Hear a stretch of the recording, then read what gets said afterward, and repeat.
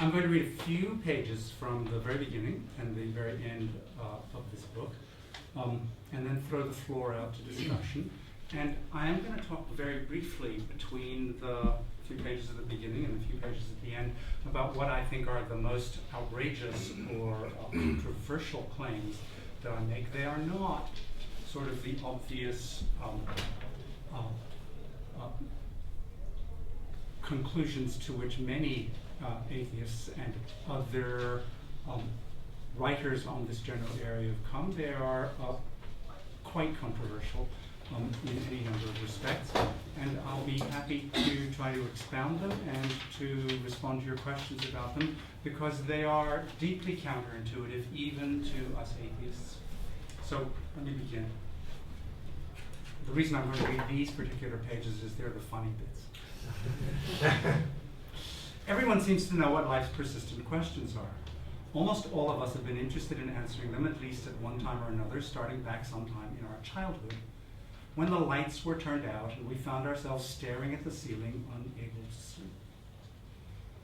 As time goes on, thinking about sex increasingly pushes these thoughts out of adolescent minds. This is fortunate, otherwise there would be an even greater oversupply of philosophy and divinity students than there are of English majors. But the questions keep coming back all too often right after sex. You're supposed to laugh. These are the questions that almost always bothered me as I stared at the ceiling after the lights were turned off. In fact, I'd say they're the questions that made me become a philosophy student.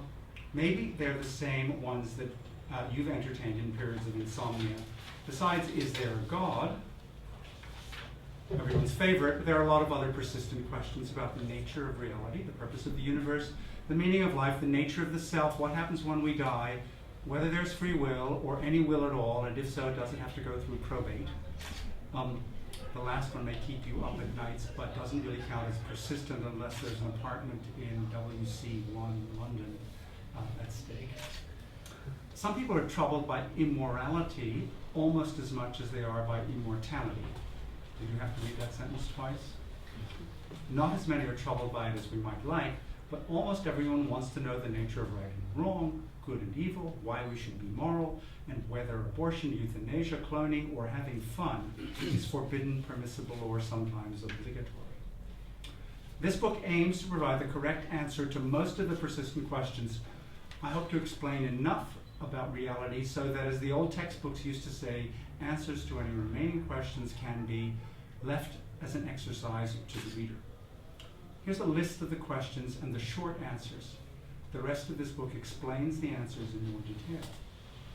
Given what we know about the sciences, the answers are all pretty obvious. The interesting thing to recognize is how totally unavoidable they are, provided you place your confidence in science to provide the answers. Is there a God? No. What is the nature of reality? What physics says it is. What is the purpose of the universe? There is none. What is the meaning of life? Ditto. Why am I here? Just dumb luck. Does prayer work? Of course not. Is there a soul? Is it immortal? Are you kidding? Is there free will? Not a chance. What happens when we die? Everything pretty much goes on as before except us. What is the difference between right and wrong, good and bad? There's no moral difference between them. Why should I be moral? Because it makes you feel better than being immoral. Is abortion, euthanasia, suicide, paying taxes, foreign aid, or anything else you don't like forbidden, permissible, or sometimes obligatory? The answer is anything goes. What is love and how can I find it? Love is the solution to a strategic interaction problem. Don't look for it, it will find you when you need it. Does history have any meaning or purpose? It's full of sound and fury, but signifies nothing. Does the human past have any lessons for our future? Fewer and fewer, if it ever had any to begin with. So that's a pretty pretentious list of persistent questions and simple, short answers. The only persistent question not addressed directly in these pages that follow, though we'll have some fun with it here and there, is the very first one. Is there a God? We already know the correct answer to that one. In the rest of this book, we will take the best reason for atheism, science, and show what else it commits us atheists to believing. There are compelling reasons to deny God's existence, but those reasons don't just support a negative conclusion, no God, end of story. They provide everything we need to answer all the other questions that inevitably come along with the God question. So, that's the opening of this book. And in the rest of the book, I walk through what are the detailed considerations from science that I claim answer all these questions in the rather short and decisive way that I announce in those first couple of pages. So it's 3 parts to the book. There are a couple of chapters which show that not only is the appearance of purpose in nature, the appearance of design, the beautiful means, ends, adaptive economy that we see all around us in nature, the result of purely Darwinian processes of blind variation and natural selection. But that these processes of blind variation and natural selection, which explain away the appearance of purpose everywhere in our world, including in our own behavior, that these processes are dictated by physics alone. One of the chapters is entitled How Physics Fakes Design, in which I try to show that all you need to get an adaptational evolution is behavior of matter in accordance with the second law of thermodynamics. And the next chapter is called IKEA Didn't Make Natural History. Good design is rare, accidental, and expensive. And there what I try to show is not only is physics enough to give us the appearance of design through the process of Darwinian natural selection, physics dictates that the only way that that appearance could emerge is through the process that Darwin discovered. It's not just that physics is enough. Physics doesn't allow for any alternative way in which adaptation, this beautiful means ends economy of nature that we see all around us, could have emerged. And I'm happy to talk about that at considerable length. It is, in my opinion, probably the least controversial part of the book, the part that my fellow travelers, Richard Dawkins, Dan Dennett, Sam Harris, are not unlikely to endorse. The next section of the book is much more controversial. The next several chapters are about ethics. And the title of the first of them is The Bad News about Ethics, Nihilism. And the second is the good news, nice nihilism. Now, what's interesting about many of the new atheists is they've tried to coat the bitter pill, what they think of the bitter pill of atheism, by claiming that you can be an atheist and still endorse the rightness, the correctness, the justification of our ethical beliefs. And this is where I get off the train. It seems to me that if you hold that only science can provide the basis, the justification for what we believe, then you must come to the conclusion that our moral norms are without justification. And I'll be happy to provide what is, I think, a very simple explanation of the argument, the reasons for that view, when I've finished talking. But it is certainly a very different view from the view of many of the atheists. Sam Harris has just written a new book in which he tries to pull the rabbit of ethics out of the hat of natural science. It can't be done. David Hume showed us why it can't be done in 1737 in the third volume of the Treatise of Human Nature, and what he showed then remains true to this day. But the good news, and that's the next chapter of this book, is what I call nice nihilism. The fact is that human beings found themselves thrown out onto the African savanna about 1 million years ago, or our ancestors, on the bottom of the food chain, and we managed to claw our way within only 1 million years up to the top of the food chain of the African savanna, and then to spread out everywhere on the globe. And we did it because we solved a design problem from hell. The design problem that we had too many offspring, too close together, and cruelly dependent on us for survival for the first 12 or 13 years of their lives, unlike, for example, other primates that are ready to fend for themselves within 2 years of their birth. And there's a good explanation for why this happened to us, or our ancestors, but we, our species, solved this design problem from hell, as I call it, by becoming cooperative, by adopting norms of cooperation and sharing and collaboration and coordination that enabled us to move from the bottom of the food chain to the top, and which became concrete in our heads in the form of behavior in accordance with ethical norms, driven by well-understood human emotions. And there is, as with all biological traits, a nice bell-shaped curve of niceness in our species, so that on the extreme end there are the saints who we have to protect from themselves, and the sociopaths who we have to protect ourselves from. But most of us are within 2 standard deviations of this mean of niceness in behavior, which assures the survival of society and the emergence of culture, and which was, as I said, a solution to a design problem. And all we as atheists need in order to convince others that we're not likely to steal the family silver or be careless with children if left in our guard, or cut moral corners, is to show that basically almost everyone is the result of a long process of natural selection for behaving in socially, morally acceptable ways, in ways that other people accept and that make human culture possible.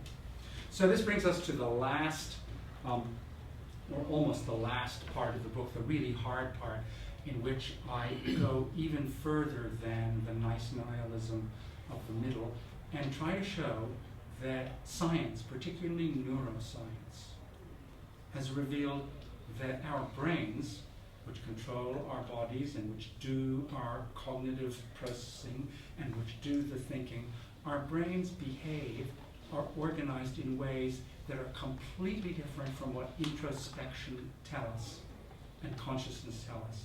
Consciousness, I say, one of the titles of the chapters is Never Let Your Conscience Be Your Guide. The reason is that consciousness tricks us into many false beliefs, among which the most powerful are the beliefs that get religion started. And once you understand what neuroscience has told us about the way our brains actually work, you will be freed from the snares and entrapment of so many fundamental beliefs that seem to us obvious, that seem, for example, since the time of Descartes, to be the basis on which we have to build everything else that we know about ourselves.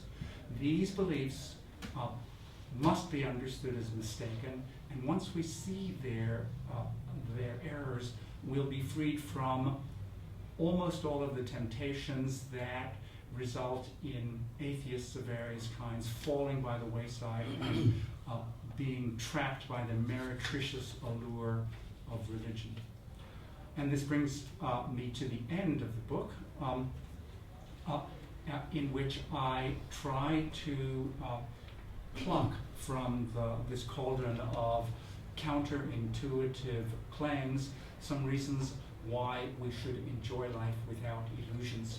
And so I'll read from the very end of the book, and it begins with this photograph of the advertisements which you, good citizens of London, were fortunate enough to see in the flesh, and I could only see on the internet, of the buses with that wonderful advertisement, probably God, there is probably no God, now stop worrying and enjoy life. And my chapter begins. When advertisements like this one appeared on London buses in the fall of 2008, there were protests, of course, just not the ones you might expect, especially in the United States. Many British atheists were unhappy about the qualification probably, and said Scientism, that's the label that I choose for the views defended in this book. Scientism agrees there's no reason to doubt atheism. What we know about physical and biological science makes the existence of God less probable than the existence of Santa Claus. and the parts of physics that rule out God are not themselves open to much doubt, there is no chance that they will be revised by anything yet to be discovered. Of course, there are frontiers of physics, whether it's superstring theory or the problem of dark matter and dark energy, about which we should be prepared to be surprised. But the core of physics, which will not be changed by any of these developments, is enough, of course, to show us that there's no God. To be sure, there will be revolutionary developments in science. Superstring theory may give way to quantum loop gravity. Exceptions to the genetic code may be discovered. Some unique function of consciousness may be identified. But there are some things that just won't happen. Purposes and designs will never have a role in physics or biology.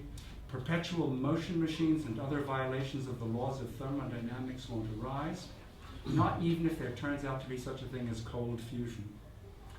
And no clump of matter, including our brains, just by itself can be about any other clump of matter. The parts of science that rule out theism are firmly fixed. Finally, it's not just probable that God doesn't exist. For scientism, it's as close to a sure thing as science can get. Besides giving rock-solid reasons to deny the existence of the theist God, science also provides equally compelling answers to the persistent questions that lead people to religion and mystery-mongering. The answers that science provides are not as reassuring to most people as are the answers of religion and its substitutes. Should this fact worry those of us who reject theism because it conflicts with science? The short answer is no. There is no reason for us to be anxious about these answers. This last chapter explains why. It draws out the implications of science for some of the moral and political issues that roil contemporary life. Finally, it helps us put in their right places the unforgettable stories that seduce us away from science. They turn out to be fun and games masquerading as knowledge and wisdom. So, what is it about this view, this positive view that goes along with atheism that enables us to enjoy life? Well, I think three things. First of all, speaking purely autobiographically, I find it much more tolerable to think of what Eric Hobson called the short 20th century, the period that starts in 1914 and ends in 1990, a century of horrors, the likes of which even Steven Pinker can't think were worse in any other period. A century like that without a God responsible for it just seems to me a lot easier to take, a lot more tolerable than the horrors of the 20th century with a God responsible for them, as theism requires. And secondly, the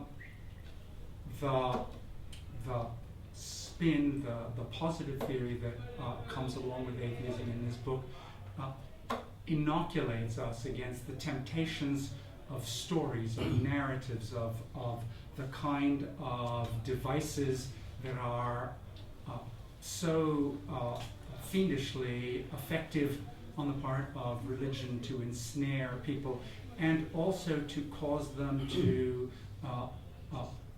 become anxious or otherwise depressed and disturbed by the nature of reality, to search endlessly for these answers that are not available to the question of what the meaning of life is.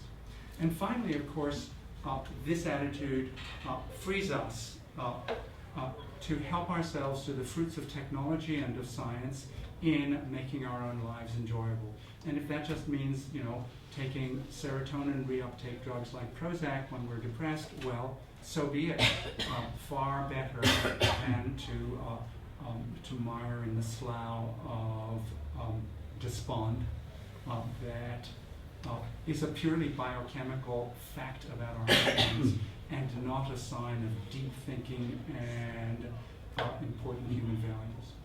So that's enough to give you a sketch of what goes on in this book. And now I would like to throw the floor open to objections, refutations, counter-arguments, maybe even a little agreement. Sir? I think most of us here understand what nihilism is, but what is nice nihilism? Can you explain the relevance in this context? Mm-hmm. So, by nihilism I mean Of course, not bomb throwing or the kind of views expounded by the chief characters in Joseph Conrad novels, or still less Nietzsche. By nihilism, I simply mean that there isn't any fact of the matter that underwrites the objectivity of our ethical norms. And why is my nihilism nice? Well, there are ethical norms that we endorse, along with the theists, along with most other people, as I said, and they're the ethical norms that we recognize as part of core morality that has evolved through a million years of human evolution, and which ensures that we, just like everybody else, are incapable, except for the odd psychopath and the odd saint, incapable of acting in ways that are not largely acceptable to others, that would not be approved, certified, recommended, endorsed by other fellow creatures as the morally right things to do. Now, it's nice nihilism because while I assert that we are psychologically made up as a result of this process of cultural natural selection to behave in ways that are pro-social, that doesn't provide them with some kind of objectivity. And this is where I depart from, say, Harris or Dan Dennett or any number of other naturalists who argue that somehow natural facts, purely objective, non-normative facts about the world, can somehow gin up normative moral rules. But it's nice, this nihilism, in that it provides an explanation for why we are generally incapable of acting any differently. Does that make sense? Now, the interesting question is, why do I think all of us, you and me, are committed to nihilism? So let me very briefly sketch the reason. So if we are truly driven in our beliefs by science, we have to recognize that our science won't tolerate coincidences, especially not big coincidences. Now consider the following. On the one hand, we all endorse a certain set of core moral norms as the right, correct, or justified ones, as the objective morality, even us atheists. And on the other hand, it's obvious that these moral norms had to have been subjected to the process of natural selection. Why? Because they're about success, survival, and reproduction. Here's a nice little vignette, a nice joke that sort of reflects how much of a burden, a normative burden, is reflected in our sexual lives. Moses comes down from Mount Sinai, and he's carrying the tablets, and he says, I have good news and I have bad news. And the children of Israel say, well, what's the good news? And he says, well, the good news is I argued him down from 38. And they say, what's the bad news? And he says, well, the bad news is that adultery is still one of them. Now, so think about these two facts. On the one hand, we all endorse this core morality, and on the other hand, it has obviously been the result of a long process of cultural and natural Darwinian selection. Now, that cannot be a coincidence. As scientists or scientifically driven people, we won't accept that cosmic a coincidence.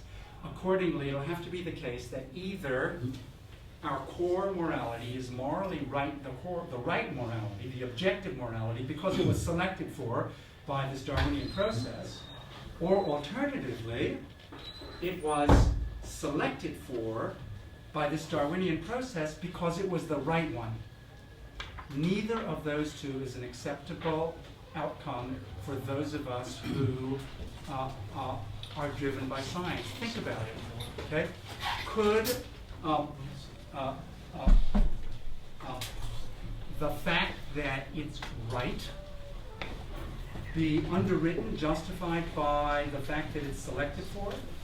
That can't be right. That way lies social Darwinism. That way lies the idea that xenophobia or racism or the patriarchy could be morally right because it was selected for. So the mere fact that a set of moral norms was selected for cannot possibly underwrite them as morally correct. So what's the other alternative? The other alternative is that the moral norms that we endorse are objective, and natural selection was powerful enough to glom onto the right moral norms. That it was smart enough to guide us towards the right beliefs. But natural selection is a terrible guide to true beliefs. Right? Natural selection produced in us all kinds of false beliefs over the course of the last million years, and it did so because those beliefs are adaptive. Folk psychology, folk physics, folk biology, religion is a set of beliefs that is patently false and which is universal in humankind, and presumably because it was selected for. So now think about it. If our moral norms cannot be justified by natural selection, that way it would lie in Nazism. I mean, the Nazis who thought that might makes right and that the survival of the fittest somehow endorses the moral norms of the survivors.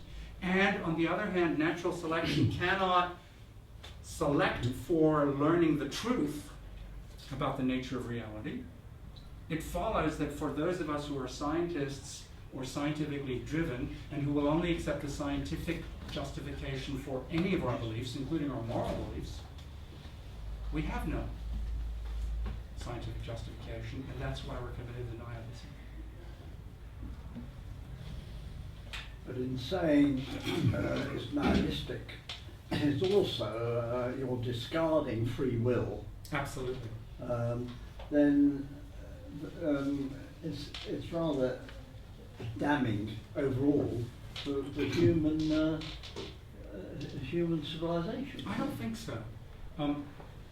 To deny free will, to say that we are complex clockworks, is simply to make a claim about the degree to which our behavior is determined by factors ultimately outside of our control. Now, among some of those factors, of course, will be environmental factors. And among some of the environmental factors will be, of course, the social institutions in which we find ourselves as human beings. Now, the social institutions, like the moral norms, are themselves the product of a process of Darwinian cultural selection, okay, for that have the payoff that they enable people like us to function together with one another in a human civilization. And in this civilization, it may turn out that the myth of moral responsibility or of criminal responsibility or the myths of praiseworthy actions is of considerable benefit to our genes and to our posterity, and nevertheless has an important impact on our behavior. We think that our behavior is free, that we have free will, and even you and I, who may be thoroughgoing determinists, when we walk out of this room, we will continue to govern our behavior on the basis of our choices, our preferences, our desires, our emotions, and the norms that we endorse. And we may even be controlled by considerations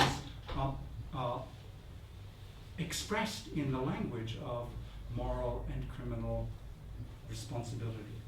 But that doesn't mean that these concepts actually have a grip on reality. So I don't think it's a particularly bleak view of human nature, and it certainly doesn't give us license to do whatever we please.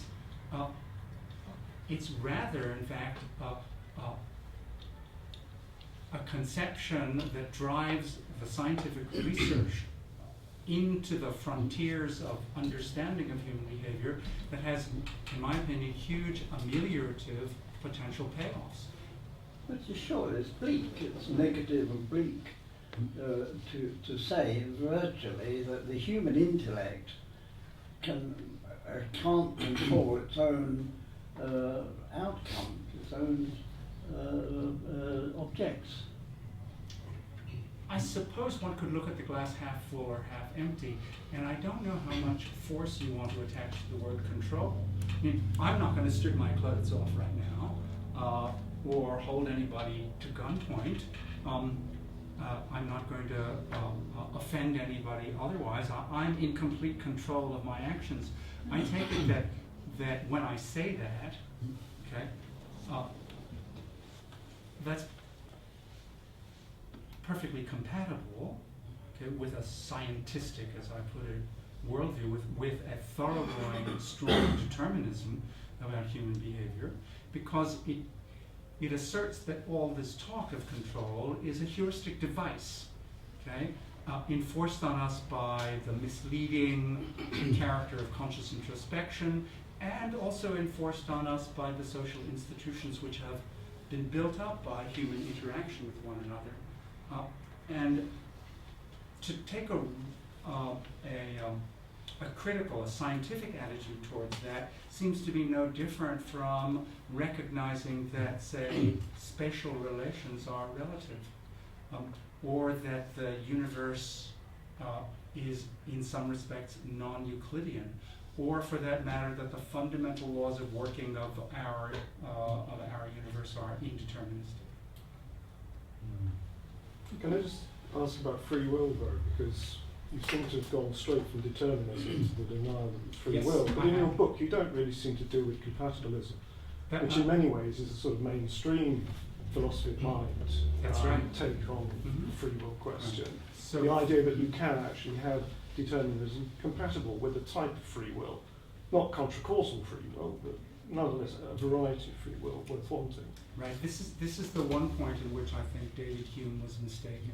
So for those of you who are not philosophers, as long ago as 1737, David Hume argued that there's no incompatibility between free will and determinism, because free will is when our acts are fully determined, but under our control. The difference between an act that is freely done and an act that is not freely done is roughly the difference between having a gun to your head and not having a gun to your head.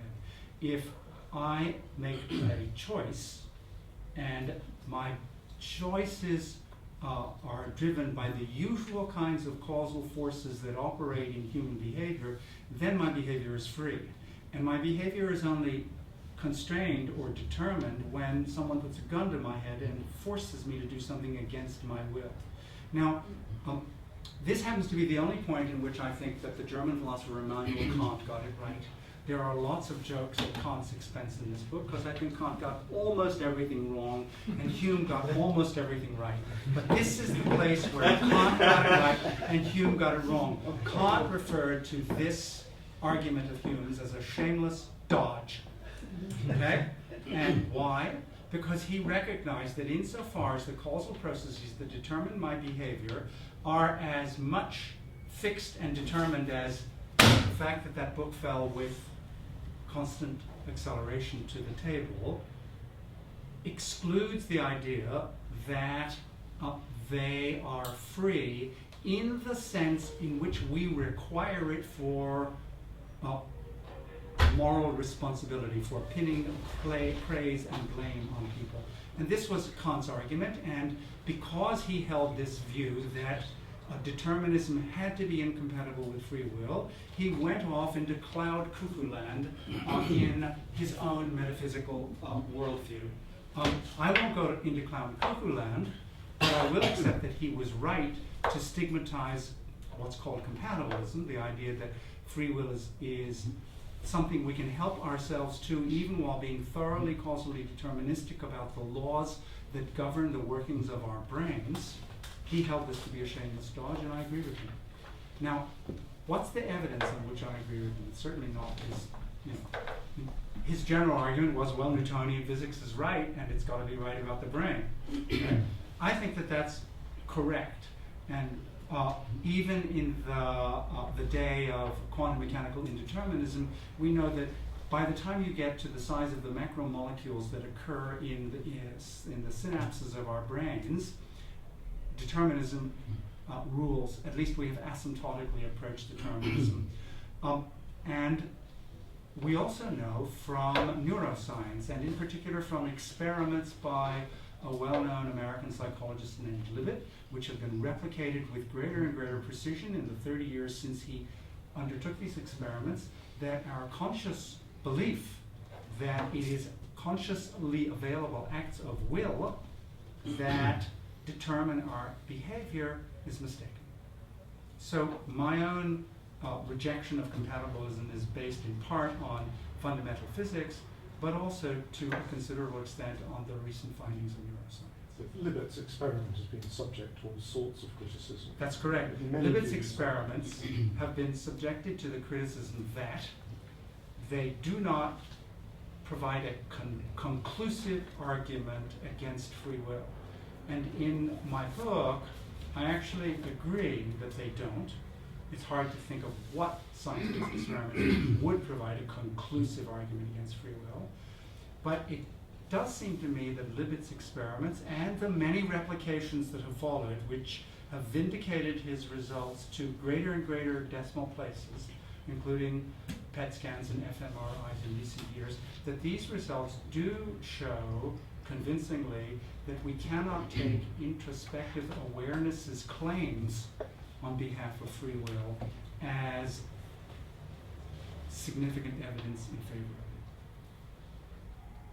it. So in that respect, I am willing to allow that the neuroscience doesn't rule it out, right? And it's probably less convincing of the non-existence of free will than physics is of the non-existence of God, but that's just because neuroscience is a lot newer in enterprise. Sir? Yeah, isn't it? The problem with free will is that it's used, I think, in two distinct senses, which you've covered really. There's the, what you might call libertarian sense, that somehow the will We is are exempt from free from any causal anything, control. which is used by religion, used by the law, and doesn't really make sense, because on the one hand it's meant to be free of any cause of your past history, but nevertheless you can be praised or blamed for it, which Right. is a bit inconsistent, and even God can apparently do that. So if we rule that out, and I totally agree with you, that can't make logical sense in a deterministic world, because there are a causal history of all decisions, and it can't make a sense in an indeterministic world, because it would make one even less responsible. Right, we'd be Frankenstein's only without the doctor or Frankenstein to throw the switch. If you could always claim sudden surge of electrons in your brain caused you to pull that trigger, then no physicist in the world could possibly deny that as a possibility. So you'd get, so it doesn't help in practice. Correct. So you're right, I think, obviously, that there's de facto determinism in the brain. But nevertheless, I think when people say they've got free will, and they did something of their own free will, they obviously do mean something. They mean they weren't coerced to do it, they weren't forced by some obvious external thing. It was their own genuine wish at that time. And that's what most people mean, it seems to me, when they claim that they did something of their own free will. I came here of my own free will. In other words, surely there's a difference between doing something because you really wanted to do it, and doing it You were forced to do it. handing up your wallet or something because you were forced to do it. You'd say, I didn't do that of my own free will. It makes sense to draw that distinction. This is the view that this gentleman here So that is compatible with articulates compatibilism, Yeah. and we are within the precincts of Conway Hall in one of the great homes of compatibilism. Bertrand Russell, A.J. Ayer, many of the followers of David Hume argued for compatibilism in just the way that you did, as a matter of observation about the nature of language. Now, I'm not prepared to argue about whether, in fact, we, in our daily life and in our own descriptions of our activities, are employing the words free will in the way you described, or employing them in this contra-causal, free from determinist way that Kant thought we did and should use this language. It's a matter of perhaps philological dispute, but it doesn't cut any ice one way or the other from a scientific point of view. If we ask ourselves, are we in fact significantly different in the nature of the causal factors that determine our behavior from other organisms to whom nobody would attribute free will, then the answer has to be no. Yeah. And in that sense, I deny free will. And I think if I put a gun to Bertrand Russell's head and put the question to him in that way, he would have to agree with me. Yeah, of course. So, Yeah. I've got to admire somebody who speaks as positively about science as you do. Right? It's one of my missions to let other people do that as well, or try and help them. And I completely, for the first time, accept what you say about nihilism. You've brought me to that. And I've met a convert. well, if that's your purpose, you know, you've won with me. Right? And I now talk about scientism more. And I'm not afraid of the word, so that is progress, isn't it? That Well, was I before would have you. liked to have found a better word than scientism, but I couldn't. True. Brights was certainly not. That was a non-starter. But the next bit I'm going to say is about tactics, right? Which I hope would be your next book, because I don't think that nihilism is a good tactical word. Terrible word. Absolutely. Even And I putting say so nice with- in front of it. Right, we've got to throw it out. But we've still got to get people to the point of actually accepting it, as I have. I think that is through science and getting it more acceptable and seeing that it's more relevant to their lives than they ever thought it was. I mean, the religionists have always used tactics. I mean, tying themselves onto royalty and so on. Sure. And also tying themselves onto stories. You said about stories, and you've said that Stories are the great trap that prevents Absolutely. people from understanding the nature of reality. So I think in order to put religion in its proper place, we've actually got to get as good as they did. It's going to be difficult to tell stories in the way that they did, which are just powerful. It really is. But I'm sorry, I think the word atheist, I'm going to lose friends here. I call myself an atheist if I'm talked to, but I think the word atheist isn't a good tactic.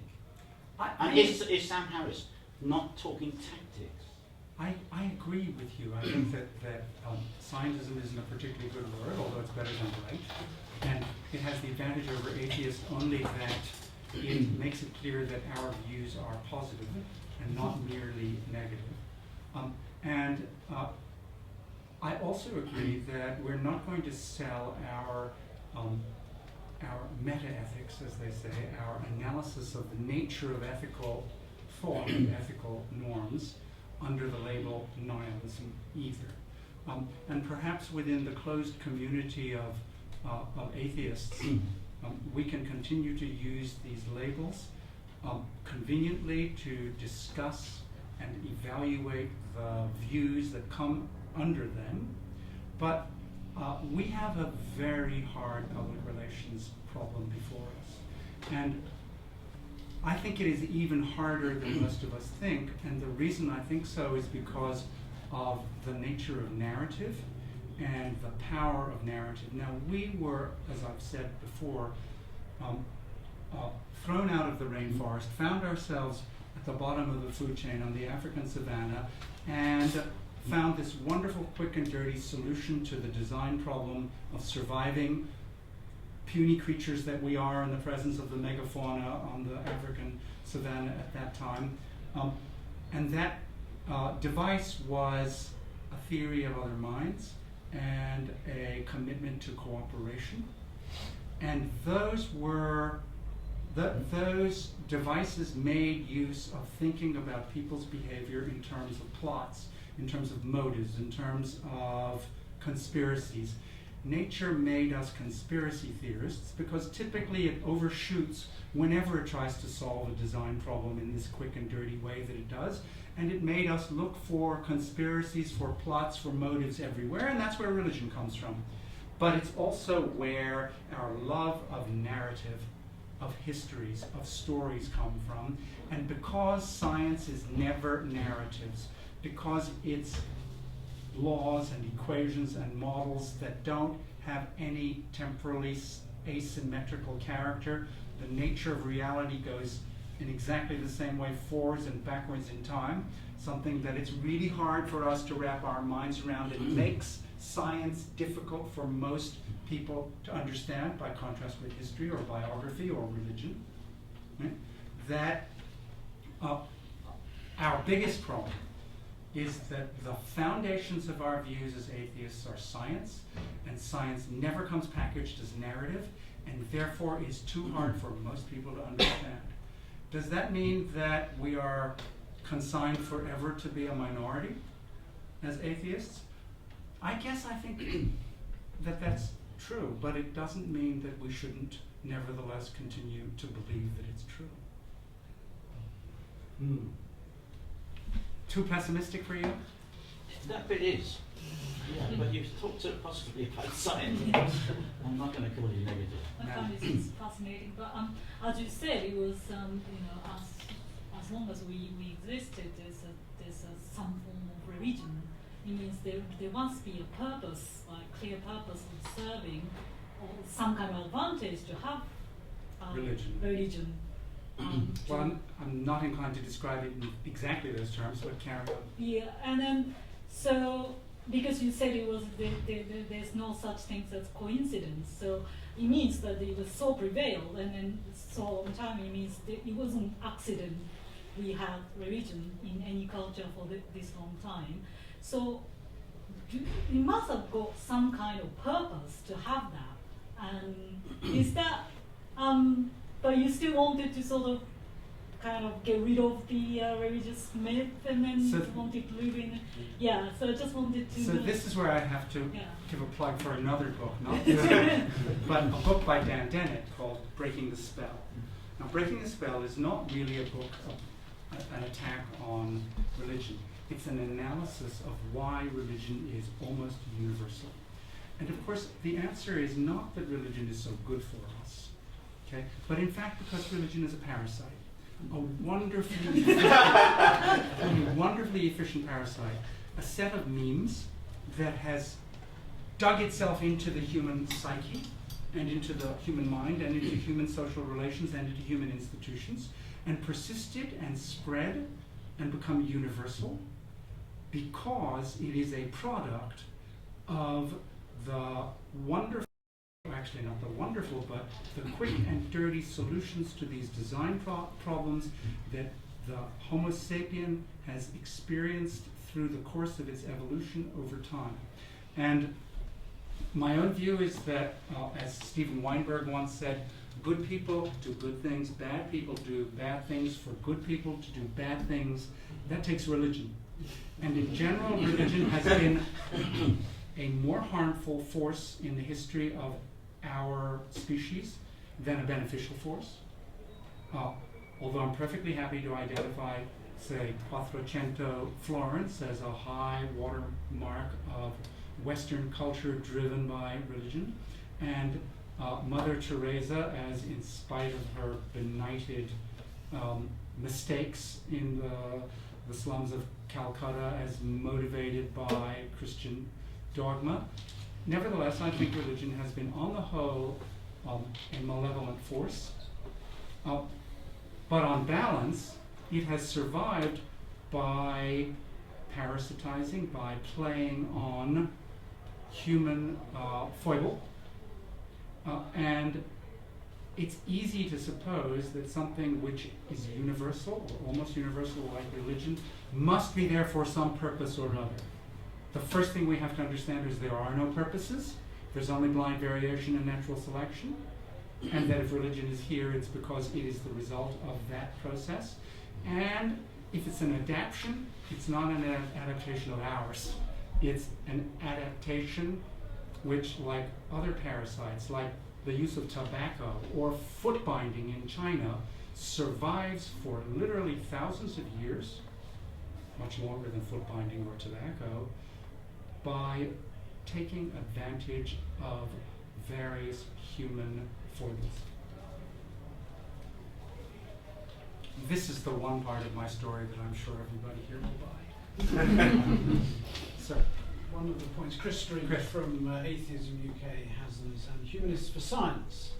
One of the points you're making was about secular humanism, and I think on page 277 of your book, right. you characterise secular humanism in a way perhaps I don't fully agree with, but perhaps you could explain what your thoughts are on secular humanism and how maybe in some ways, or maybe not, it can take the place of religion. And So- in my view, it doesn't take the place of religion, nor should it. And I think that is your view, but perhaps you could expand on that. That's right. End of the book, last chapter, one of the sections is called Who Needs Secular Humanism? Now, there are many naturalists, many atheists, who believe that because religion does fulfill some adaptive function for us, instead of being a parasite on us, that therefore we are not going to be able to convince most of our more benighted fellow creatures to adopt atheism unless we can package atheism together with substitute institutions that substitute for religion, that meet the needs of human beings which are met by religion. In particular, the needs to somehow underwrite or drive or motivate morally good conduct, give meaning to life. And so these naturalists and atheists have devoted themselves to ethical culture or to secular humanism. I believe this hall, Conway Hall, is in fact a monument to the belief that skeptics and naturalists and atheists and humanists need to advance an agenda of values that will compete with the values of religion. And secular humanism is the name for a well-respected, century-long attempt to construct such values. Now, the nice nihilism that I was talking about before, if it's right, one of its consequences is that we don't need secular humanism, and it won't work either. Okay? It won't work, okay, because you can't convince people who are not already driven to behave in ways that we find parts of the moral core, that already go through life with the feeling of meaningfulness and significance in their acts. You cannot give them that significance by constructing a set of artificial institutions under the label secular humanism to substitute for religion. We're not going to succeed by getting people to go to the secular humanist Conway Hall Sunday morning service by contrast with St. Martin's in the Field. All right? And furthermore, we don't need to. Why? Because we were selected over this course of 1 million years of human evolution for a set of moral norms and for a set of illusions about our own lives and how they are organized that will ensure that we will get up every morning, take our pajamas off, brush our teeth, get dressed, and live meaningful lives. Okay?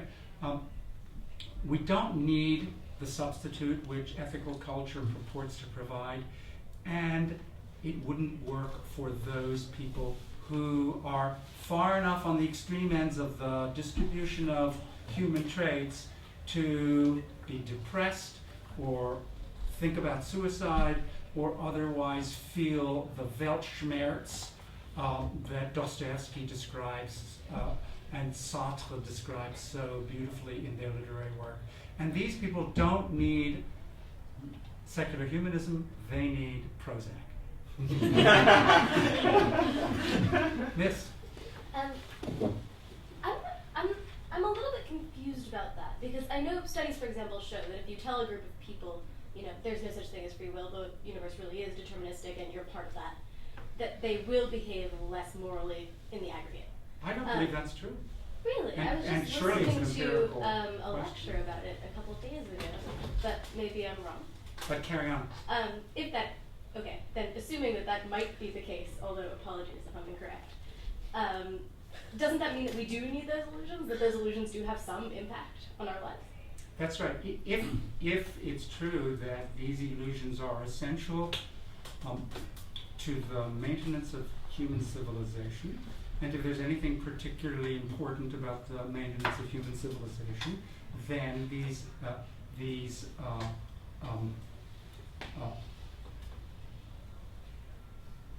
useful falsehoods may be valuable. Plato argued for this in the Republic.